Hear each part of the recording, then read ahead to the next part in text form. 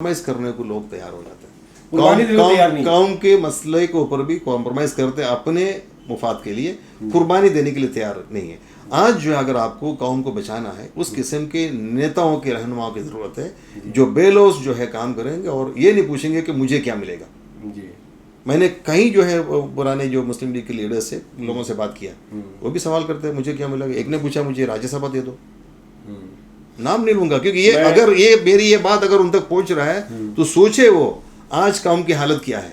तुमने कौम को कहां पर लाके छोड़ा, तुम तो रहनुमा थे जी। तुमको मुस्लिम लीग ने तुमको जो है उस वक्त जो है शुरू में हाथ पकड़ के सब माँ बाप बच्चों को चलना सिखाया, वैसे सिखाया। वो वक्त गुजर गया। आज के हालात सबके सामने हैं, उन लीडरों के सामने भी है जो पार्टी छोड़ के गए, मुस्लिम लीग छोड़कर गए, और आपके सामने भी है, या जो मुसलमान पूरे हिंदुस्तान में मुसलमानों के नुमाइंदगी की बातें करती है, वो पार्टियां जो मुसलमानों की क़यादत की बात करती है, चाहे मुस्लिम लीग हो, ऑल इंडिया मजलिस इत्तेहाद मुस्लिमीन हो या और पार्टियां। तो इन हालात में क्या ये पार्टियां एक साथ नहीं आ सकती, इनमें इत्तेहाद नहीं हो सकता, क्या वजह है? होना चाहिए, लेकिन सबके एजेंडा अलग है, सबके एजेंडा अलग है, होना चाहिए। मजलिस इत्तेहाद मुस्लिमीन का ये एजेंडा जो आपका एजेंडा है, जिस तरह की आप बात कर रहे हो, वो भी बात कर रहे हैं। मैं आपको एक सवाल करता हूँ, 2014 तक जो है MIM कहाँ थे? नाजरीन, आमना सामना मीडिया में आप सभी का इस्तकबाल है, सभी दर्शकों का स्वागत है। आज हम मौजूद हैं इंडियन यूनियन मुस्लिम लीग के जनरल सेक्रेटरी और एग्जीक्यूटिव मेंबर, जो उनकी मरकज़ी जमात है उसके एग्जीक्यूटिव मेंबर हैं, जनाब अब्दुल रहमान CH साहब।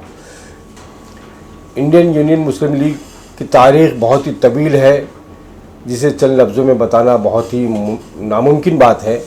हम उन्हीं से जानेंगे कि इंडियन यूनियन मुस्लिम के अगराज़ व मकासद क्या है, इंडियन यूनियन मुस्लिम लीग सियासी तौर पर कितनी क़ुव्वत इस मुल्क के अंदर रखती है। मैं अब्दुल रहमान साहब आपका इस्तकबाल करता हूँ आमना सामना मीडिया में। शुक्रिया। सबसे पहला सवाल ये है कि इंडियन यूनियन मुस्लिम लीग जो है बहुत ही पुरानी एक जमात है, सियासी जमात है क्या, और लेकिन आज हम ये देखते हैं कि महाराष्ट्र में, बिलखुसूस मुंबई में, इसका वजूद जो है ख़तरे में नज़र आ रहा है। जबकि आज से कुछ सालों पहले 14 नगर से वो 2 MLA थे बॉम्बे का, लेकिन आज कुछ है नहीं ऐसा। क्या ऐसी क्या बात है? जी। मुस्लिम लीग के बारे में मैं थोड़ा आपको बताना चाहता हूँ। मुस्लिम लीग जो है 1948 में पार्टीशन के बाद, 1947 में जो है देश को आज़ादी मिली। पार्टीशन के बाद 1948 में कायद मिलत मोहम्मद इस्माइल साहब जो मद्रास के थे जी, उन्होंने जो है 10 मार्च 1948 में मद्रास में राजाजी हॉल में मुस्लिम लीग को वापस कायम किया। जी। इसलिए कायम किया कि उनका एक कंसेप्ट था कि हिंदुस्तान के अंदर जो बिखरे हुए मुसलमान हैं, कुछ इलाकों में कुछ मुसलमान जो बच गया है, उनकी सियासी आवाज़ बन करके कोई एक सियासी तंजीम अपना वो कायम करना चाहते थे, और सिर्फ मुसलमानों के लिए नहीं, जो माइनॉरिटी जो अक़लियत जो है, पूरे अक़लियत जैसा दलित है, उन सब के लिए उन्होंने कायम किया। और आज के तारीख में जो है मुस्लिम लीग के पास केरला से 2 लोकसभा MP, तमिलनाडु से 1 लोकसभा MP, अभी के लोकसभा इलेक्शन में 1 राज्यसभा MP, और 18 जो है MLAs है केरला से, और तमिलनाडु से भी 1 MLA है। इस वक्त केरला में 18 MLA हैं, और 3 MP केरला से, 1 MP जो है तमिलनाडु से, और 1 MP जो है तमिलनाडु से भी है।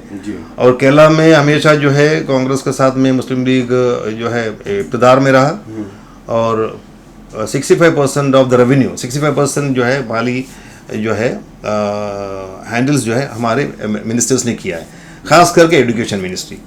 एजुकेशन मिनिस्ट्री या शुरू में जो, और इसका जो शुरू में जो नेता थे जनाब CH मोहम्मद ख्वाजा साहब, वो जो है केरला का CM तक रहे, एजुकेशन मिनिस्टर, और वो एजुकेशन के मामले में बहुत ही उन्होंने उम्दा मिसाल कायम किया।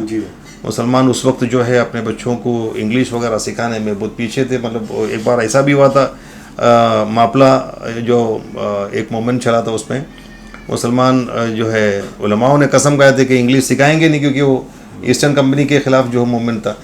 तो ऐसे समय में जो इन्होंने बाकायदा घरों में जा कर के लड़के लड़कियों को, माँ बाप को समझा करके उनके बच्चों को भत्ता दे करके क्लासेस में ला करके पढ़ाना शुरू किया, और उसी वजह से जो है आज केरला में अगर 100% एजुकेशन बोला जाता है, उनके वजह से। Is a master of education. और हमेशा जब भी मुस्लिम लीग कांग्रेस के साथ में इक़्तिदार में रहा, तो वहाँ पर जो है एजुकेशन का मिनिस्ट्री जो है मुस्लिम लीग के हाथ में रहा। यानी कि केरला में जो है मुस्लिम कम्युनिटी जो तालीम याफ्ता हुई है, इसमें मुस्लिम लीग का बहुत बड़ा रोल है। और रिकॉर्ड की बात यह है कि जितने भी यूनिवर्सिटी है जी, वो हमारे मुस्लिम कायदों ने बनाया हुआ यूनिवर्सिटी कायम की यूनिवर्सिटी है, वो भी सैयद मोहम्मद कोया साहब के हाथों। अच्छा, और जहाँ तक मुस्लिम लीग का बाकी मसलों में है, 1952 से लेके कौम की आवाज़ के हिसाब से मुस्लिम लीग जो है पार्लियामेंट में मौजूद है।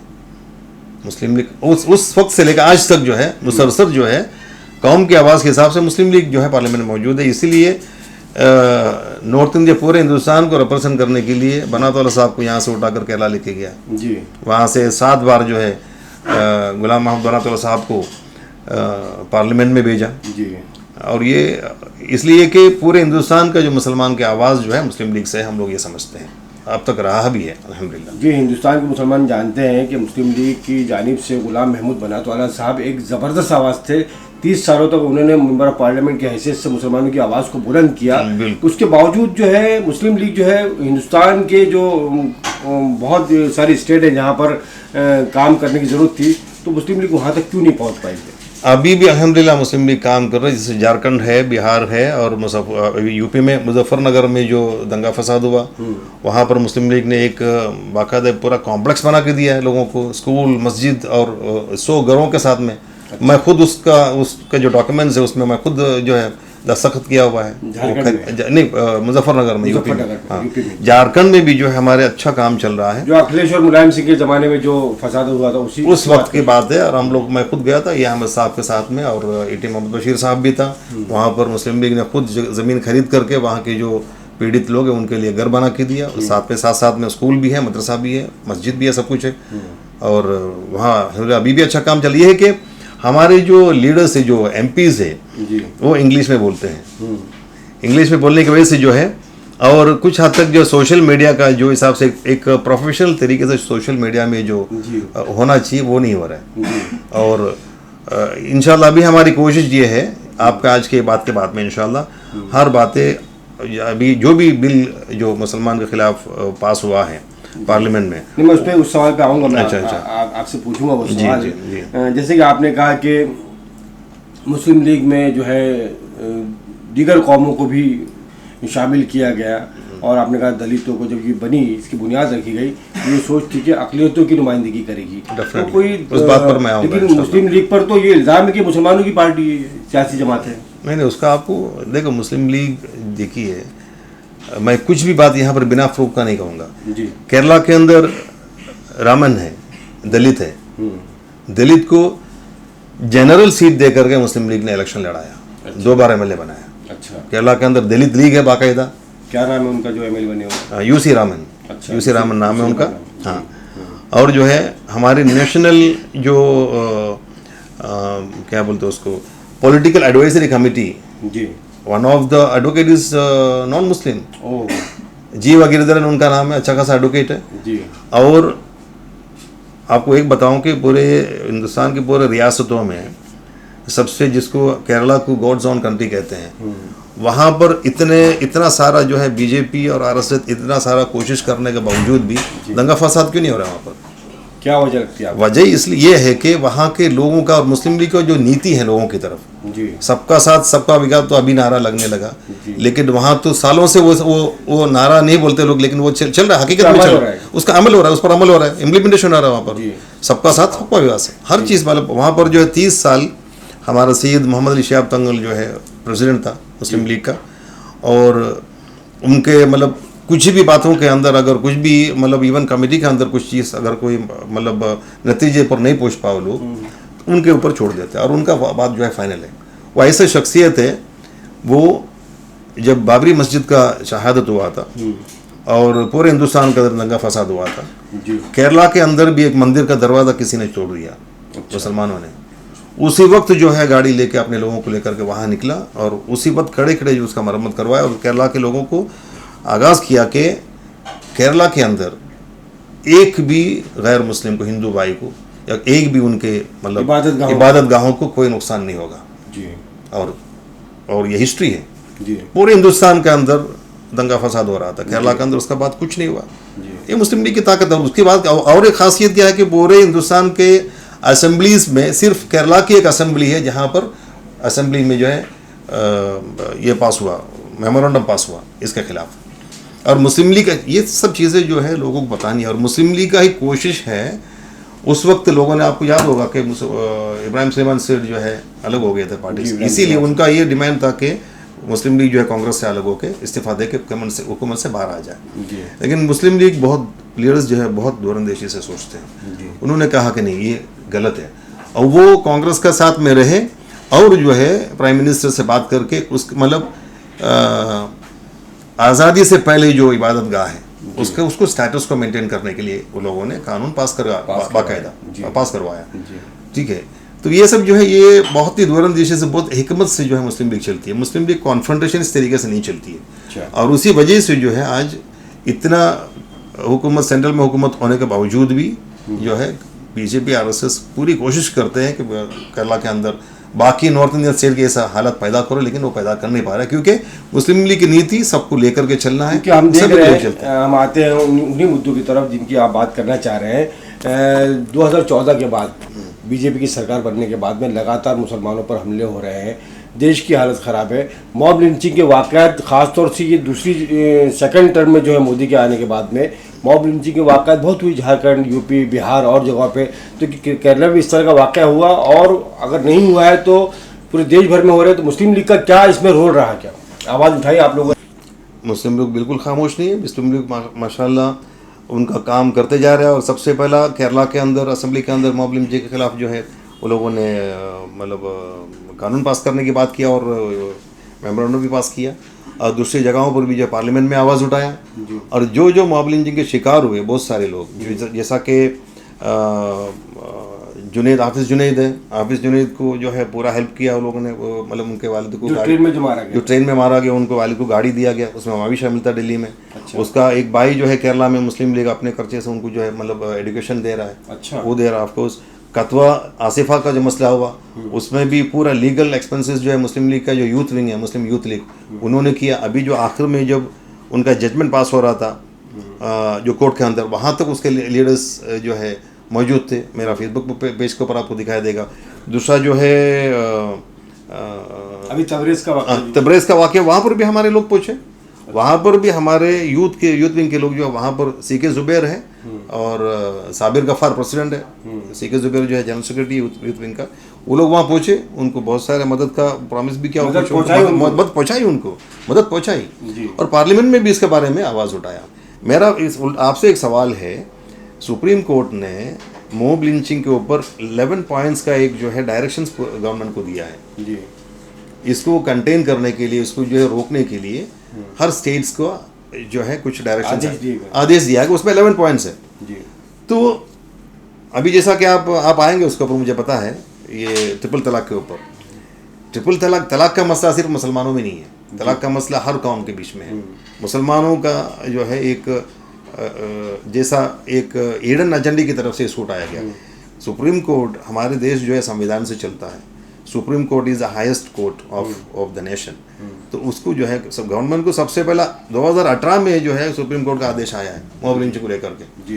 क्या क्या उसके लिए करना चाहिए उसका बारे में अभी तो कुछ नहीं। अभी लास्ट वीक में जो है हमारे कुछ लोग जो है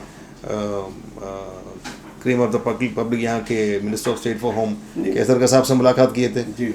तो उन्होंने तब कहा कि मैं सर्कुलर भेजता हूँ आईजी से लेकर सबको, इसका ऊपर जो है इसका मतलब जो है इसको इम्प्लीमेंट करने के लिए काम शुरू किया जाए करके 2018 में आया हुआ डायरेक्शन से। नहीं, गवर्नमेंट क्यों करेगी? हमको तो ऐसा लगता है कि गवर्नमेंट के जो बीजेपी के जो लीडरान हैं या और लोग हैं, आरएसएस के लोग हैं, मॉब लिंचिंग जैसे वाक़यात पर सरपरस्ती कर रहे हैं इनकी, तो इस पर क्यों अमल करेंगे? आपका क्या कहना है?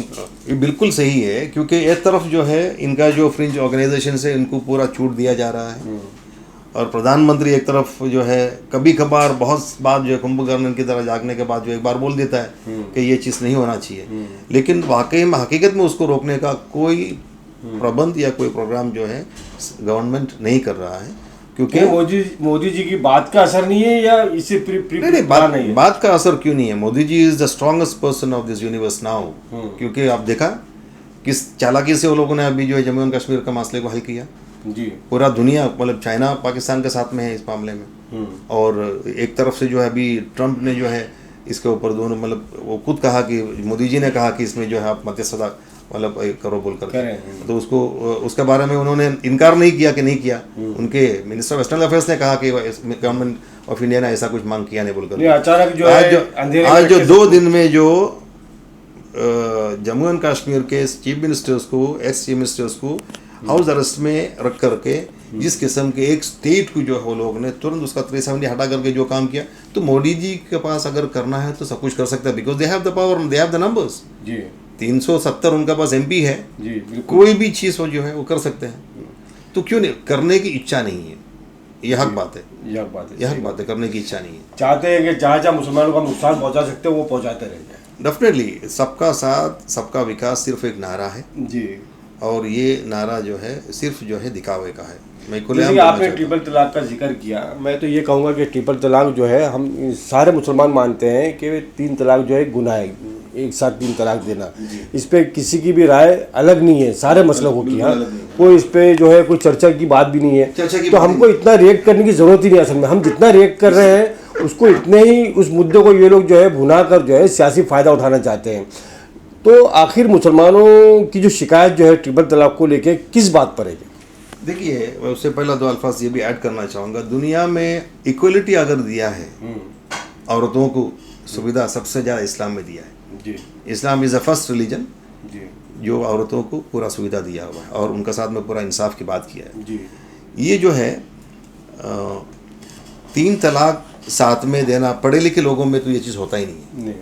ये तो बहुत ही मैन्यूटली 0.56% है मुसलमानों में तलाक का जो मसला होता है। इतने मतलब अगर सेंसस के हिसाब से भी 14 करोड़ अगर मुसलमान हिंदुस्तान में है या 20 करोड़ भी है, उसका 0.56 पॉइंट जो है 56 पॉइंट जो है तलाक होता है हिंदुस्तान मुसलमान के अंदर। बाकी जो मेजॉरिटी कम्युनिटी उसमें और भी ज़्यादा होता है जी, ठीक है। उसके वो मेजॉरिटी कम्युनिटी के उसके ऊपर जो है प्रॉब्लम्स को सॉल्व किया बगैर मोदी जी को मुसलमानों का ही प्रॉब्लम सॉल्व करने में क्या हाल है, क्या मतलब इतना जल्दी क्या है? जबकि सुप्रीम कोर्ट ने कह दिया कि ट्रिपल तलाक सही नहीं है, मतलब उसको बैन कर दिया गया, गलत करार दे दिया सुप्रीम कोर्ट ने। मैं वही पूछना चाह रहा हूँ आपसे कि ट्रिपल तलाक के मसले पर जो है हम ये मानते हैं कि ट्रिपल तलाक जो गुनाह है, ऐसा सारे मुसलमान मानते हैं। ये जो बिल जो आया तो इसकी किस उस पे जो है दफा पर या जो भी है उसके उस पे मतलब शिकायत है, क्या मामला है? ये आर्टिकल 25 का पूरा डायरेक्ट उल्लंघन है। आर्टिकल 25 के हिसाब से हिंदुस्तान का हर नागरिक को अपना मजहब पर जीना, अपना मजहब का ये मतलब दावा करना, प्रोपोगेट करना पूरा उसके इसमें है। और ये सीधा सीधा जो है शरीयत, हमारी जो शरीयत है उसका अंदर दखल अंदाजी है। जैसे हमारे उलमाए कराम साफ़ी हजरात इस बात को बार बार लिख भी रहे हैं, कह भी रहे हैं कि जब तलाक सुप्रीम कोर्ट ने कह दिया कि भाई ट्रिपल तलाक होती ही नहीं है तो सजा किस बात की? सवाल यहाँ पर सजा पे, सजा की मेन बात है वहाँ पर मैार हो। 3 साल की सजा जो है, 3 साल की सजा बिल्कुल गलत बात है। जब जो है देखिए, कोई भी मियाँ बीवी के आपस में जब कुछ अनबन होता है तो इस्लाम के अंदर बहुत सारे उसके प्रोविज़न होता है, तरीका है। पहले अपने फैमिलीज़ के बीच में जो है बात करो, फिर आर्बिट्रेटर्स के बीच में जो है उसको मसला हल करने की कोशिश करो। अगर ये सब नहीं होता है, कोई भी हालत से अगर नहीं होता है, तो दोनों को खुशी से जीने के लिए एक तरीका ये है कि अलग हो जाओ। उस वक्त पर पहुँचने के बाद जो है तलाक की बात होती है और उसका बहुत सारे प्रोविजन है। और ट्रिपल तलाक बोलकर कोई चीज़ इस्लाम में है ही नहीं है, शरीयत में भी नहीं है। कुछ लोग जो है उसका गुस्से में और मसले से जो है गलत इस्तेमाल करते हैं, बस उसका अलावा सारी चीज़ों की मैं ये जानना चाह रहा हूँ इस मसले पर मुस्लिम लीग का रोल पार्लियामेंट में क्या रहा? मुस्लिम लीग का बहुत क्लियर रहा। मुस्लिम लीग ने पार्लियामेंट में कहा कि सिर्फ जो है आपका एक पॉलिटिकल एजेंडा पूरा करने के लिए आपने किस एमपी ने आपके किस एमपी ने हमारे दोनों एमपी ने किया। आपको मैं वीडियो देता हूँ जी। हमारे जो नेशनल जनरल सेक्रेटरी है कुजालकुटी साहब है, एमपी है, उन्होंने किया है। एटी मोहम्मद बशीर साहब ने किया। आपको मैं वीडियो देता हूँ इंशाल्लाह। इसके ट्रिपल तलाक बिल के खिलाफ वोटिंग में हिस्सा लिया उन्होंने। डेफिनेटली हम ये देखते हैं कि ट्रिपल तलाक को लेकर जो सेकुलर पार्टियों की बड़ी तादाद वहाँ मौजूद थी, एक दिखावे के लिए तो जो तजिया नजर आता है कि कांग्रेस है, एनसीपी है या बहुत सारी पार्टी है, उसके बहुत सारे मेंबर पार्लियामेंट तो अंदर रहे, देखिए जो है वॉकआउट कर गए। देखिए, मुस्लिम लीग दिखावे का कुछ काम नहीं कर रहा है। मुस्लिम लीग 1952 से लेकर के मुसलमानों का सही मुद्दे के ऊपर जो है डट के खड़े होकर के जो है पार्लियामेंट में आवाज़ अपना बुलंद करती है, हमेशा और हमेशा किया है। आज 1952 से लेकर आज तक कोई अगर पार्टी मुसलमानों का हज़ारों किस्म के पार्टी बने, मुसलमानों के, हजार छोटे छोटे बड़ी बड़ी पार्टी बने, लेकिन कुछ अभी नहीं है, कुछ पार्टी अभी MIM है। लेकिन जिस तरह से आपने बताया कि मुस्लिम लीग की इतनी बड़ी ताकत है, 14 MLA, 2 MP, हाँ, एक MIM जो कि स्टेट से निकल कर आज पूरे हिंदुस्तान में वो उनका असर है। मैं कहना चाह रहा हूँ खुद आपसे कि जिन्होंने बहुत मजबूती के साथ में बार बार वहाँ पर उस मुद्दे को उठाया, ट्रिपल तलाक का मामला हो, मॉब लिंचिंग का हो, या और भी मुसलमानों पर जो जुल्म हो रहे हैं, नाइंसाफ़ी हो रही है, असदुद्दीन अवैसी साहब ने बहुत ही ताकत के साथ में उन मसाइल पर आवाज़ उठाई है बहुत डट कर, लेकिन मुस्लिम लीग कहीं नज़र नहीं आती है। उससे ज़्यादा मजबूती से मुस्लिम लीग ने उठाया, मैं बोलना चाहूँगा, लेकिन वो भाषा सिर्फ इंग्लिश में है, क्योंकि हमारे MPs जो इंग्लिश बोलते हैं जी, और असदुद्दीन अवैसी साहब जो है माशाल्लाह बहुत अच्छा उर्दू बोलते हैं, कमांड है उनको उर्दू के ऊपर, और उस सोशल मीडिया का जो उनका जो प्रोफेशनल तरीका है वो सब अच्छा है। तो आप इसमें कमजोर क्यों है? क्या अभी करेंगे इंशाल्लाह, अभी करेंगे, क्योंकि मेरे जहन के हिसाब से बहुत सारे पार्टियां हैं, मैं किसी का नाम नहीं गिनाता हूँ, लेकिन मकसद जो बोलते हैं वो अंदर से नहीं है। क्या लगता है जो बोलते हो, और हकीकत में अगर कोई तंजीम कोई पार्टी है मुसलमानों का, अक़लियतों का, मुस्लिम लीग है। मुस्लिम लीग है। और आज तक अगर तो आपका दावा है ना, मेरा दावा है, मैं उसका आपको प्रूफ देता हूँ। लेकिन लोगों का तो दावा ये है कि आज MIM जो है मुसलमानों की क़यादत कर रही है, मुसलमानों की क़यादत करने वाली सिर्फ एक ही पार्टी है। मेरा दावा है, मैं आपको प्रूफ देता हूँ, मैं आपको चैलेंज करता हूँ, इस आपके चैनल के जरिए आपको भी चैलेंज करता हूँ आजिम साहब, अगर कोई पार्टी ने मुसलमानों को कुछ वादा किया है और वो वादा अगर पूरा किया तो मुस्लिम लीग, और उसका बहुत बड़ा एग्जाम्पल केरला है। अच्छा, केरला के मुसलमान जो पानी खींचते थे, जो हाथ गाड़ी खींचने वाले लोग थे, और जो पुराने जो है केरला में बहुत बीड़ी का फैक्ट्रीज बहुत थे, बीड़ी के फैक्ट्री में बीड़ी मतलब बनाने का काम करते थे, उस मुसलमान को इस पार्टी ने हाथ उठाकर जो है अपनी जद्दोजहद से इस मकाम पर पहुंचाया। और दुनिया के हर कोने में जो है केरला के लोग हैं, केरला में पूरा करने दीजिए, माली तौर पर, माजी तौर पर, और जो है एजुकेशन के तौर पर, हर तबके में जो हर पहलू में केरला के मुसलमान आगे हैं। और बाहर के जहाँ के तक अभी आपने जिक्र किया कि बॉम्बे के अंदर 2 MLAs थे, 14 कॉर्पोरेटर्स थे, एक किस्म का यहाँ के लोगों ने, मैं कहूँगा जो नेता थे यहाँ के, उन लोगों ने मुसलमान के साथ और मुस्लिम लीग के साथ में धोखा किया। कौन लोग थे? जो पुराने जो लोग थे, आपको मालूम है ना, मैं यहाँ नाम नहीं लेना चाहता हूँ, आपको मालूम है पुराने MLAs यहाँ का कौन था, मुस्लिम लीग से, कॉर्पोरेटर्स कौन था, और ऑल ऑफ अ सडन जो है वो लोग दूसरे पार्टी में क्यों चले गए? समाजवादी पार्टी में गए। समाजवादी पार्टी में गए, क्यों गए? तो ये जो है इसलिए, और यहाँ आजकल कुछ हमारे काम के बीच में अगर कुछ बात होती है, पार्टी में आने के लिए भी किससे कहते, तो बोलते मुझे पहला ये पूछता है कि सवाल कि मुझे क्या मिलेगा। वो आदमी जो ये कहता है कि मुझे क्या मिलेगा, वो कौम को क्या देगा? कौम को जो है इससे बेलोस लोग चाहिए जो कौम के लिए। अभी देखो, आपको कायदे मिल्लत के बारे में जरा यहाँ इस बारे में जरा बोलना चाहूँगा। वो बहुत बड़े ताजिर थे, चमड़े का ताजिर थे।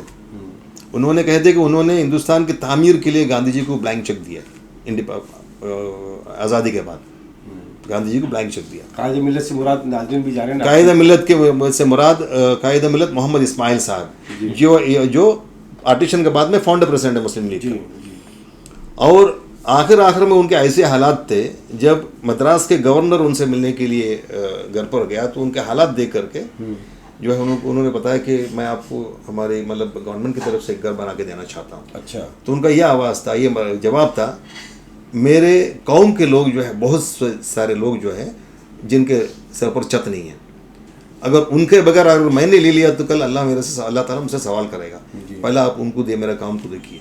इस किस्म के लोगों की ज़रूरत है अभी। आज जो है मुसलमान हिंदुस्तान में हर तरीके से, हिंदुस्तान में अगर मुसलमान को अगर कोई राहत है तो कॉन्स्टिट्यूशन है, संविधान है, आईन है, उसका अलावा कुछ नहीं है। नहीं, संविधान को तो कुचल के रख दिया सरकार ने। वही तो मैं बोल रहा हूँ, और उसका अलावा कुछ नहीं है। और अभी जो है उस किस्म के बेलोस लोगों को अभी मैंने हाल में एक सिद्धार्थ जो CCD का जो चेयरमैन जो गुजर गया, उसका एक मैंने वीडियो सुना, उसमें यह कहा कि इंसान कमा करके जो है 8-10 करोड़, इसके बाद में क्या करेंगे पैसा? उसके बाद में उसका एक जो है एक लालच होता है, एक एक्साइटमेंट होता है, एक ये होता है, कोशिश होता है लोगों को, एक आदमी को, इंसान को अच्छे से जीने के लिए 8-10 करोड़ बस है, बाकी जो है बिजनेस चलता रहे तो उसका रोजी रोटी अच्छे से चलता रहेगा। लेकिन यहाँ पर मैं देखता हूँ कि लोगों को कमाने का शौक जो है ज़्यादा है। कौम के लिए कुछ कमाने के से ज्यादा पावर का भी तो शौक है ना, दाल बत्ती की पावर क्रेज भी है, उसके लिए हर चीज से जो है कॉम्प्रोमाइज करने को लोग तैयार हो जाते हैं। कौम के मसले के ऊपर भी कॉम्प्रोमाइज करते हैं, अपने मुफाद के लिए कुर्बानी देने के लिए तैयार नहीं है। आज जो है अगर आपको कौम को बचाना है, उस किस्म के नेताओं के रहनुमाओं की जरूरत है जो बेलौस जो है काम करेंगे और ये नहीं पूछेंगे कि मुझे क्या मिलेगा। जी। मैंने कहीं जो है पुराने जो मुस्लिम लीग के लीडर से लोगों से बात किया, वो भी सवाल करते हैं मुझे क्या मिलेगा। एक ने पूछा मुझे राज्यसभा दे दो, नाम नहीं लूंगा क्योंकि ये अगर ये मेरी ये बात अगर उन तक पहुंच रहा है तो सोचे वो आज कौम की हालत क्या है।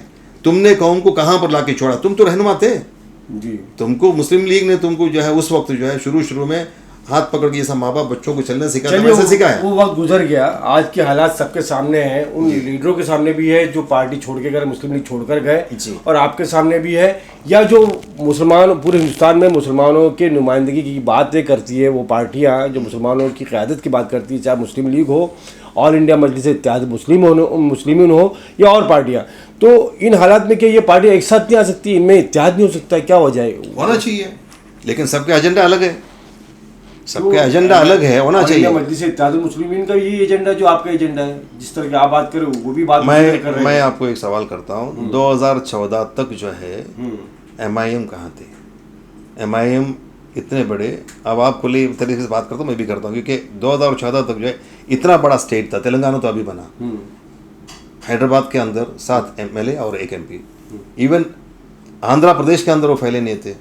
ऑल ऑफ अ सडन 2014 के बाद नहीं फैल रहे थे, आप फैल रहे हैं ना, अब फैल रहा है, ठीक है, अब फैल रहा है, लेकिन ऐसे जगह पर आपको भी किसने रोका है? नहीं, रोका नहीं है इंशाल्लाह। आपने ये सवाल किया कि सबको साथ में आना चाहिए, मुस्लिम लीग का लीडरशिप हमेशा तैयार है। अगर आपका मकसद सिर्फ कौम और सोसाइटी का अगर भला करना है, मुस्लिम लीग कभी भी साथ में जाने के लिए तैयार है। अच्छा। लेकिन क्या है, मुस्लिम लीग जो है एरोगेंसी पसंद नहीं करते। अच्छा। मुस्लिम लीग जो है एरोगेंट नहीं होते हैं, लोगों का जज्बात से खेलना मुस्लिम लीग का काम नहीं है। कहने का मतलब मुस्लिम लीग जो है, जो मुस्लिम लीग साहब जो एरोगेंट है, मतलब थोड़ा सा उनमें घमंड है, तकब्बुर है, कुछ तकब्बुर की बात मैं नहीं करता हूँ, लेकिन कुछ बातें जो पोलराइजेशन जो हिंदुस्तान में हुआ है 2014 के इलेक्शन के बाद, उसमें मैं बोलना चाहता हूँ कि कहीं ना कहीं जो है कुछ गलतियाँ हैं, क्योंकि जो हिसाब से, क्योंकि हमारे एक मतलब रिपब्लिक ये है, डेमोक्रेसी है, सेकुलरिज्म है, यहाँ हर धर्म के लोग रहते हैं। नहीं, पोलराइज की जिम्मेदार तो सुनिए, हर धर्म के लोग रहते हैं। जब हम जिम्मेदार लोग जब बात करते हैं तो दूसरों के जो है रिलीजियस सेंटिमेंट्स को धक्का नहीं पहुंचना चाहिए। तो उन्होंने कहाँ पहुंचाया? किसी के धार्मिक भावनाओं को कभी उन्होंने ठेस नहीं पहुंचाया। ये इल्जाम लगाते हैं, आप भी बात कह रहे हैं, लगाते हैं। और वो अगर मुसलमानों के साथ में जो नाइंसाफियां हो रही है और आवाज बुलंद करते हैं तो क्या गलत है? मैं आपको एक बात करता हूँ, आपको मैंने एक नाम बताता हूँ, एडवोकेट यतीन ओझा। मैं MIM के खिलाफ नहीं बोलना चाहता हूँ, लेकिन जब आप ये सवाल कर रहे हैं तो मेरा पास जो है मैं बताना चाहता हूँ आपको। एडवोकेट यतीन ओझा जो BJP के MLA थे अहमदाबाद के, जी, अहमदाबाद के BJP के MLA जो आम आदमी पार्टी में गए थे, उन्होंने एक लेटर लिखा था केजरीवाल के नाम से। वो लेटर सोशल मीडिया में मेरा भी हाथ लगा, मैंने उसमें टेलीफोन नंबर पे उसके मोबाइल पर फ़ोन लगाया, मैंने पूछा कि आपने इसमें जो लिखा है क्या है, सच है? उन्होंने दावा किया कि सच है। क्या लिखा था उसके अंदर? सुबह 3:15 बजे अकबरुद्दीन ओवैसी, ये मैं नहीं कर रहा हूँ, वो लेटर बोल रहा है। अच्छा। अकबरुद्दीन ओवैसी एडवोकेट यतीन ओझा के साथ में अमित शाह के घर पर गया सुबह 3:15 बजे, बिहार इलेक्शन से पहला। अब्दुल रहमान साहब, ये इस तरह के इल्जाम तो लोग लगाते हैं, और इस तरह के फेक लेटर बनाने में कितना वक्त लगता है भाई? फेक लेटर ये फेक है क्योंकि मैं एक जिम्मेदार इंसान हूँ, और मैं जो मतलब मुसलमानों के अच्छे मतलब जो लीडर्स हैं उनके खिलाफ अगर कुछ बात बिना कोई सबूत का नहीं करना चाहता हूँ। और मैंने उस एडवोकेट यतीन ओझा को फ़ोन किया। अच्छा। मैंने कहा कि ऐसा एक लेटर जो है आपके नाम से लीक हुआ है और मुझे भी मिला है, ये इसका सच्चाई क्या है? तो उन्होंने कहा कि जो भी मैं लिखा हूँ सच बात है, और मैं BJP इसलिए छोड़ रहा हूँ क्योंकि मेरा साथ में मतलब मेरा मुसलमानों के साथ में अच्छा रिलेशन है, मैं कम्युनल नहीं हूँ, इसलिए मुझे BJP का पॉलिसीज अच्छा नहीं लगा, इसलिए मैं छोड़ रहा हूँ। और मैंने बोला कि आपने जो लिखा है सही है? बोला हाँ। और मैंने कहा कि मैं प्रेस कॉन्फ्रेंस करना चाहता मुंबई के अंदर, आप आएंगे? बोला डेफिनेटली आऊँगा। जब मुझे थोड़ा देरी हो गया, और जब मैंने उनको फ़ोन किया तो बोला कि मैं मेरा बेटी का कन्वोकेशन के लिए UK जा रहा हूँ, और मैंने बाकायदा प्रेस कॉन्फ्रेंस किया बॉम्बे के अंदर, क्योंकि मैं चाहता हूँ कि मुस्लिम लीडर्स मुस्लिम लीडर्स की वजह से जो है कौम ने बहुत धोखा खाया है, बहुत तकलीफ उठाया। और आज अगर कौम की हालत ऐसा है तो इस किस्म के मुस्लिम लीडर्स के लिए, और मैं चाहता हूँ कि मुस्लिम लीडर्स कोई भी मुसलमानों के जज्बात से ना खेलें और उनको जो है सही रास्ता दिखाए। आज उनको रहनुमा चाहिए, चाहे असदुद्दीन ओवैसी साहब हो, चाहे हमारे रहनुमा हो, उनको दिशा दिखाने वाले लोग चाहिए, हकीकत में चाहिए, और उसमें कोई किस्म का खामिया कोताही नहीं होना चाहिए। नहीं, अच्छी बात है जो आप कह रहे हैं, जैसे कि आपने बात की कि पोलराइजेशन, वोटों का जो तकसीम जो है MIM की वजह से या और पार्टी की वजह से, ये तो आम सी बात है। जब भी हमारे जो वोटों की जो ताकत है वो हमेशा तकसीम हुए, NCP में, कांग्रेस में, MIM में, मुस्लिम लीग में, इसको कैसे रोका जाए? अभी भी जो है कौम को समझना चाहिए। ट्रिपल तलाक का जब राज्यसभा में वोटिंग हुआ तो जो सो कॉल्ड मुस्लिम अपीजिंग पार्टीज, चाहे वो कांग्रेस हो, चाहे समाजवादी हो, चाहे वो JDU हो, TRS हो, उस सब के पार्टी, अगर उनके सब पार्टीज अगर बाकायदा हकीकत में इस बिल को मुसलमानों के लिए आवाज़ उठाना चाहते थे, ये बिल पास नहीं होता था। वॉकआउट नहीं करते, एब्सटेन नहीं रहते, वोट देते थे, एब्सटेन नहीं रहते, वोट देते उसके खिलाफ। तो ये डेफिनेटली ये सोची समझी साजिश है। अच्छा। मुसलमान की जब वोट की ज़रूरत है, ये लोग जो है मुसलमान को हर तरीके के अपीजिंग करते हैं जी। और जो है जब वक्त आते हैं तो बरोबर जो है बैक स्टैबिंग करते भी हैं। अभी कौम को सोचने की वक्त है कि मुसलमानों का या अक़लियतों का, मैं सिर्फ मुसलमानों की बात नहीं करूँगा, अक़लियतों का सही तंजीम कौन सा है। कोई भी तंजीम जो है कुव्वत तब हासिल करता है तब लोग उसमें जुड़ेंगे जी। और उसमें लोग जो है, यहाँ से मुस्लिम लीग ने बहुत अच्छा जो है एक शुरुआत किया, 2 MLAs आया और 14 कॉर्पोरेटर्स आया। उसके बाद में एक साथ में जो एक किस्म का धोखा हुआ पार्टी के साथ में, तो अभी भी जो है मुस्लिम लीग हर, मैं आऊँगा वहाँ पर आऊँगा। मैं जो बॉम्बे और महाराष्ट्र की जो बात है उस पर आते हैं हम थोड़ी देर में। मैं ये कहना चाहूँगा कि जैसे ट्रिपल तलाक पर आपने कहा कि सारी सेकुलर पार्टियों ने धोखा दिया और मुस्लिम लीग ने भी वहाँ एक अहम रोल अदा किया, फाइट किया उन्होंने, मुस्लिम लीग है ना, आपके MP ने। तो हम ये देखते हैं कि असदुद्दीन ओवैसी की पार्टी को, MIM को BJP की B टीम कहा जाता था, लेकिन सारे लोग ये BJP की B टीम तो कांग्रेस और NCP और बाकी लोग साबित हुए। खैर, मैं आपको मुबारकबाद दूंगा इसलिए कि मुस्लिम लीग ने अहम रोल अदा किया है। अब मैं आता हूं आपसे बॉम्बे। अब आने वाला इलेक्शन असेंबली का इलेक्शन है और हम ये देख रहे हैं कि आने वाला इलेक्शन भी बहुत अहम है महाराष्ट्र के लिए और स्टेट के लिए। तो ये जितनी पार्टियां हैं जहां हमारे वोटों की ताकत जो कमज़ोर हो रही है, तो इन सबको एक आने के लिए क्या रास्ता अख्तियार करना पड़ेगा? और आप आगे बढ़कर मैं एक सवाल और मतलब उसी में शामिल करूँगा कि आप इस इलेक्शन में अपने उम्मीदवार उतारेंगे असेंबली में? देखिए, हमारा हर मूवमेंट जो है नेशनल कमेटी के गाइडेंस के हिसाब से होता है। हमारे कंटिन्यूसली जो है नेशनल लीडर से बातचीत चालू है और अभी कुछ नतीजे पर नहीं पहुंचा है, और हम जो करेंगे नेशनल लीडर्स के गाइडेंस में, क्योंकि हमने देखा कि उन्होंने जो भी इस पार्टी के साथ किया है हमेशा दूरंदेशी से काम किया है, बहुत प्लान्ड मूवमेंट किया हमेशा, और उसमें उनको कामयाबी भी मिला है। और उसी वजह से आज जो है केरला में मुसलमानों को और अक़लियतों को कोई तकलीफ़ नहीं है, मैं समझता हूँ, पूरी कोशिश करने के बावजूद भी जो है नहीं है। तो मैं अब हमेशा जो हमारे लीडर्स के गाइडलाइंस के हिसाब से चलता हूँ। कुछ बातें हैं महाराष्ट्र के अंदर भी इंशाल्लाह एक 10 दिन के अंदर इंशाल्लाह उसका कैडर को मजबूत किया जाएगा। कैडर को मजबूत किया जाएगा। हमारे बहुत सारे लोगों के साथ में बातचीत चालू है जी। और इंशाल्लाह एक 2 हफ्ते के अंदर इंशाल्लाह आपको उसका काम नजर आएगा। आने वाले इलेक्शन में असेंबली में आप लोग का अहम रोल होगा इस इलेक्शन में। डेफिनेटली हम लोग बहुत जो है, देखिए हम लोग कोई किस्म के एडजस्टमेंट या सेटलमेंट का कुछ सियासत का भी होना भी चाहिए, जिस तरह करता ही नहीं है। और हम लोग इंशाल्लाह अगर करेंगे तो बहुत ही अहम रोल और बहुत ही कौम को फ़ायदा पहुँचने वाले रोल करेंगे इंशाल्लाह। आपको दिखना है इंशाल्लाह। नहीं, हम क्योंकि देख रहे हैं कि जिस तरह से आपने बताया कि मुस्लिम लीग की आज इतनी बड़ी ताकत है, उसके बावजूद भी वो काम नज़र नहीं आ रहा है।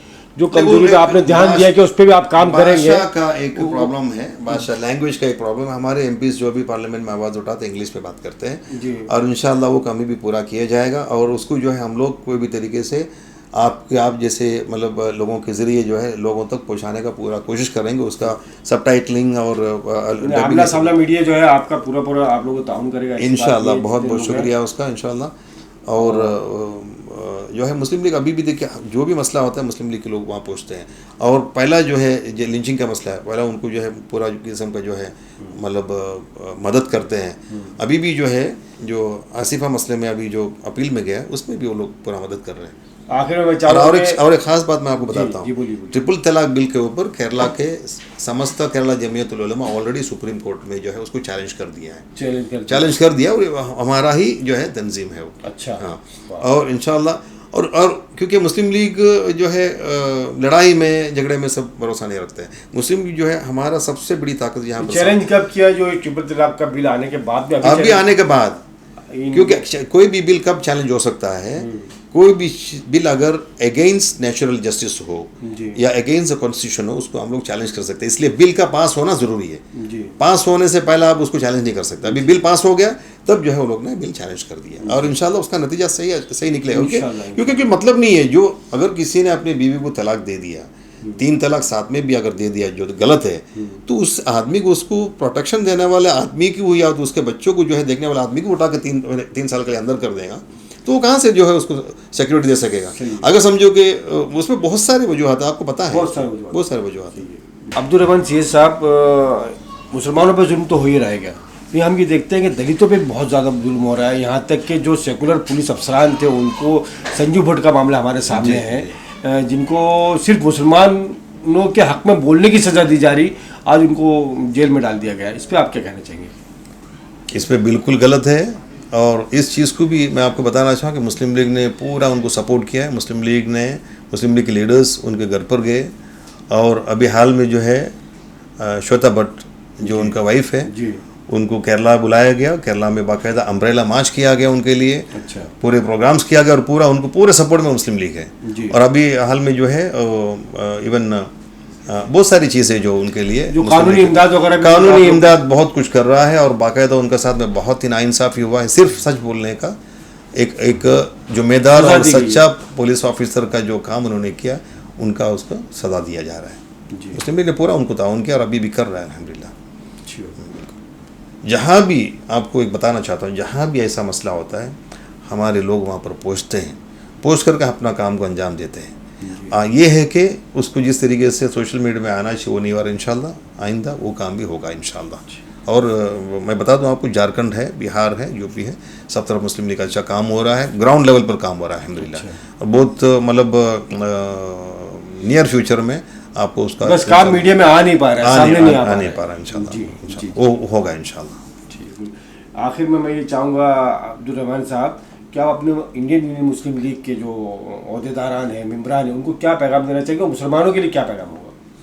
मुसलमानों के लिए पैगाम होगा कि आप जो है सिर्फ, हालांकि अभी का सरकार जो है, अभी जो भी हो रहा है संविधान कॉन्स्टिट्यूशन के पूरा खिलाफ हो रहा है, पूरा धज्जियां उड़ा दिया गया, लेकिन हमारे लिए अभी भी जो है, अभी यूएपीए पास हो गया।